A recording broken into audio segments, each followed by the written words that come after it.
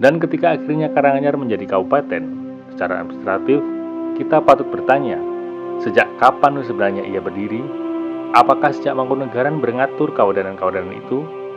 Atau baru setelah kolonial mencatat dalam peta dan angka? Kang Rendra Agusta mengajak kita melihat bahwa sejarah lokal bukan pelengkap.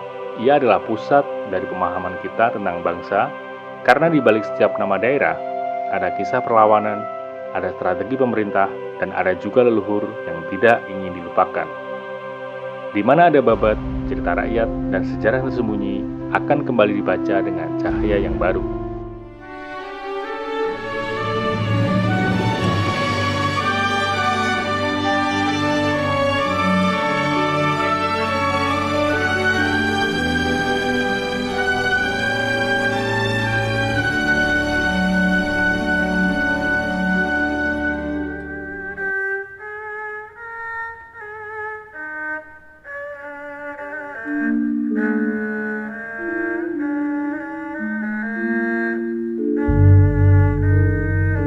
Babat adalah sebuah pintu yang menuju masa lalu, yang tak selalu ditulis untuk dikenang, tetapi untuk dipahami. Di lembar-lembar tua yang disalin tangan demi tangan, nama Sukawati sering disebut sebuah wilayah besar, yang tak hanya menyimpan cerita rakyat dan prajurit, tetapi juga tokoh yang nyaris dilupakan sejarah resminya, yaitu Ki Ageng Bertoyudo. Siapakah beliau? Seorang tokoh dari Sukawati yang wilayah kekuasaannya begitu besar hingga menjangkau Kerjo, yang dahulunya pernah menjadi kabupaten tersendiri. Bahkan tercatat ada 2 bupati, satu di Karanganyar, satu di Sragen, yang namanya tidak tercatat dalam arsip kolonial Belanda. Mengapa demikian? Karena mereka berdiri terlalu dekat dengan perjuangan yang dipimpin oleh Pangeran Diponegoro. Bahkan anak dari Ki Ageng Bertoyudo kelak akan berdiri di barisan sang pangeran, menolak tunduk dari kekuasaan asing. Dari sini kita mulai menyusuri sejarah Karanganyar, bukan sekedar kabupaten yang dikenal hari ini, tapi wilayah yang dulunya hanyalah sebuah kawedanan gunung, bagian dari wilayah Praja Mangkunegaran. Wadanan gunung bukan sekedar nama administratif, ia punya kuasa untuk menghukum orang, mengambil pajak, dan memerintah atas nama praja. Dan bagaimana Colomadu, daerah yang dahulunya berdiri megah dengan pabrik gulanya, bisa menjadi bagian dari Karanganyar. Kapan sebenarnya Karanganyar ditetapkan sebagai kabupaten? Dan kenapa jejak kekuasaan lokal begitu sulit ditemukan dalam catatan kolonial? Dalam penelusuran ini, kita akan membaca babat-babat, mendengarkan narasi-narasi yang nyaris hilang, dan menyusun ulang sejarah dari keserpian-serpian yang tercecer. Bersama Kang Rendra Agusta, mari kita telusuri warisan Sukawati yang telah lama diselubungi kabut waktu.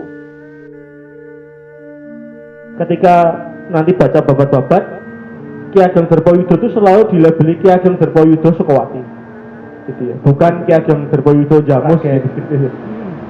Karena memang wilayahnya itu bagian dari Sukawati. Kemudian ada bupati-bupati di wilayah Karanganyar yang dulu merger gitu ya. Jadi ada wilayah Kerjo ini penting banget ya. Dari pinggiran ini, Mas Rudi. Ya. Itu dulu kabupaten, Mas. Oke, siap. Jadi kabupaten Afdeling begitu. Pendapatnya di mana, Mas? Lanjut. Nah, itu.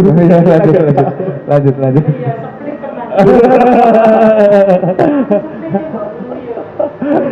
Nah, ada nama-nama bupati yang di Karanganyar dan di daftar Bupati Sragen nggak dicantumin. Ada. Ini gitu namanya, Mas Tumenggung Kertodirjo. Karena kedekatannya dengan Diponegoro, ada 3 bupati yang namanya itu dihapus gitu ya. Tidak dicatat oleh Belanda karena dianggap ngeraman. Ini menarik juga ya, posisi Kerjo sebagai satu kantong gitu ya. Kantongnya perang Diponegoro. Karena nanti Bertoyudo itu anak apa cucunya ya lihat itu menjadi Raden Ronggo itu anaknya ya. Jadi yang membantu Diponegoro itu nanti adalah anaknya dari Bertoyudo ini gitu. Nah ini menarik posisi-posisi yang kalau teman-teman yang belum pernah ke Bertoyudo ya, Bertoyudo itu sana dekat Jamus sana jauh banget. Dari sini jauh sih, dari tempatnya Mas Rudi ya deket. Oh jauh juga ya. Gitu. Jadi kesimpulannya adalah lanjut. Nah, sebelumnya, nah ini.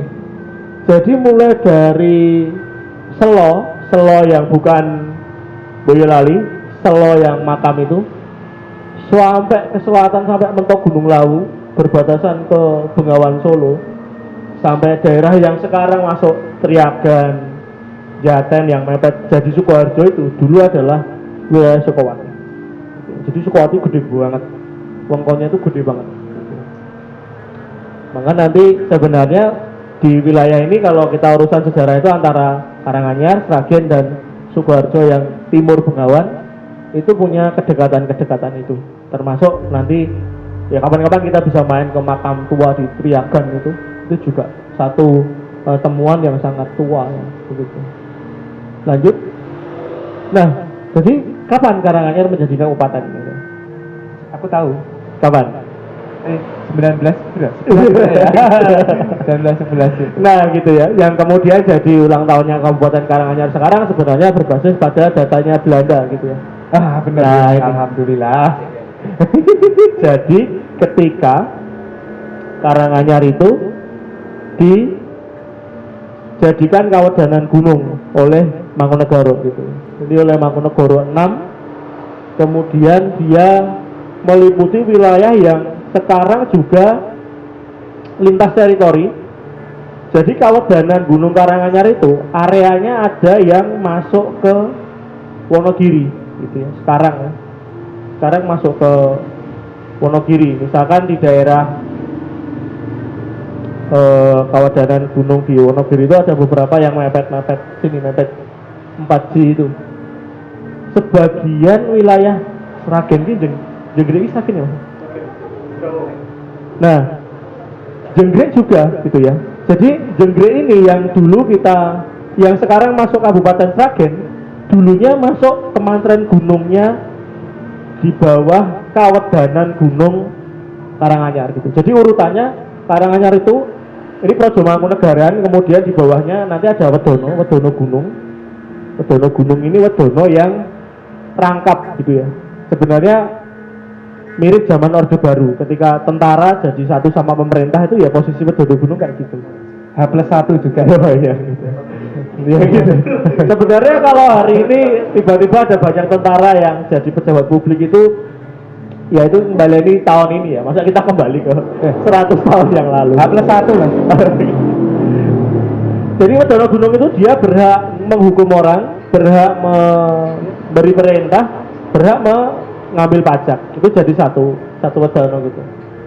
Nah, yang menarik adalah kemantren-kemantrennya gitu. Kemantren Kerjo, Kemantren Karangpandan, Kemantren Tasikmadu gitu. Nah, itu menarik gitu untuk kita lihat. Kemudian Kalioso, Jogomasan gitu. Ini daerah-daerah yang saya pikir juga bisa kita lihat areanya gitu ya. Dan itu menjawab kenapa Colomadu itu menjadi enclave gitu. Karena dulu bagian dari Mangkunegaran gitu, di bawah kawedanan Gunung Kuto gitu. Jadi Mangkunegaran bawahnya ada kawedanan Gunung Kuto, bawahnya ada kemantren-kemantren itu gitu.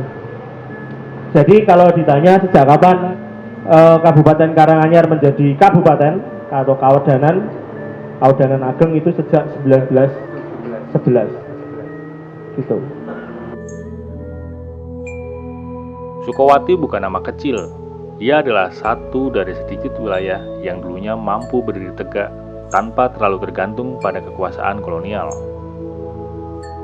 Dari Ki Ageng Pertoyudo hingga anak-anaknya yang ikut mendukung perjuangan Pangeran Diponegoro, Sukowati menyimpan catatan perlawanan yang tidak tercatat dalam laporan resmi Belanda. Kabupaten Karanganyar tidak lahir begitu saja. Dahulu, ia adalah kawedanan gunung, wilayah di bawah Praja Mangkunegaran dengan sistem yang terstruktur dan kekuasaan lokal yang mandiri. Kawedanan gunung punya hak seperti penguasa, memungut pajak, menghukum, bahkan memerintah. Area-area seperti Jaten, Karangpandan, Tangmangu, hingga Colomadu adalah bagian dari wilayah administratif yang dibentuk bukan oleh kolonial, melainkan oleh tatanan dalam negeri Mangkunegaran. Dan ketika akhirnya Karanganyar menjadi kabupaten secara administratif, kita patut bertanya, sejak kapan sebenarnya ia berdiri? Apakah sejak Mangkunegaran mengatur kabupaten-kabupaten itu? Atau baru setelah kolonial mencatat dalam peta dan angka? Kang Rendra Agusta mengajak kita melihat bahwa secara lokal bukan perlengkap.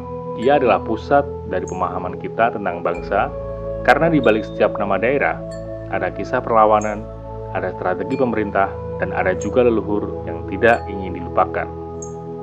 Di mana ada babat, cerita rakyat, dan sejarah tersembunyi akan kembali dibaca dengan cahaya yang baru.